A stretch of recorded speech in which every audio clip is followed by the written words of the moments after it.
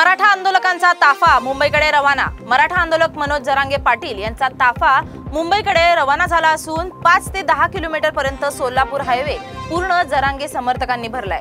राज्य सरकारचा शिष्टमंडळ शिवनेरी किल्ल्यावर मनोज जरांगे पाटील यांची भेट घेणार आहेत, पण जरांगे त्यांच्या भूमिकेवर ठाम असल्याचं त्यांनी सांगितले।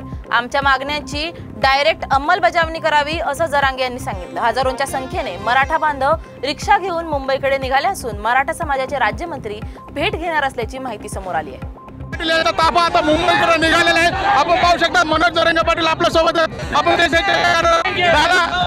दादा काय सांगाल? मराठे आले त्याचा गर्व वाटतो, जिंकणार 100% आरक्षण आम्ही घेणार। दादा जे ठरलं होतं त्यापेक्षा लोक जास्त दिसतात, त्यापेक्षा 5 पट सांगितलं होतं मी तुम्हाला उद्या आणखीन दिसत। काय सांगाल दादा? शिष्टमंडळ जर भेटायला आलं तर काय भूमिका राहील? बघू, अंमलबजावणी असेल तर ठीक, नाही तर चर्चेला कटाळू, आता चर्चा नको। दादा चर्चा अशी आहे की शिवनेरी किल्ल्याजवळ तुम्हाला भेटण्यासाठी शिवनेरी किल्ल्यापाशी भेटण्यासाठी तुम्हाला काही शिष्टमंडळ येणार आहे? येऊ द्या ना, आम्ही कुठं नाही म्हणलो त्यांना, येऊ द्या।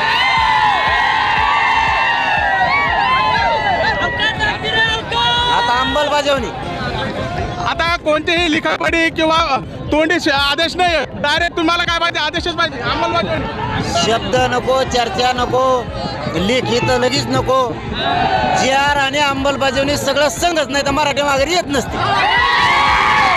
आपण पाहिलं तर मनोज जरांगे पाटलांचं म्हणणं आहे की चर्चा नाही, लेखी पडाय नाही, डायरेक्ट आदेश पाहिजे, त्यानंतरच मराठा मागे येईल, अन्यथा मराठा मागे येणार नाही।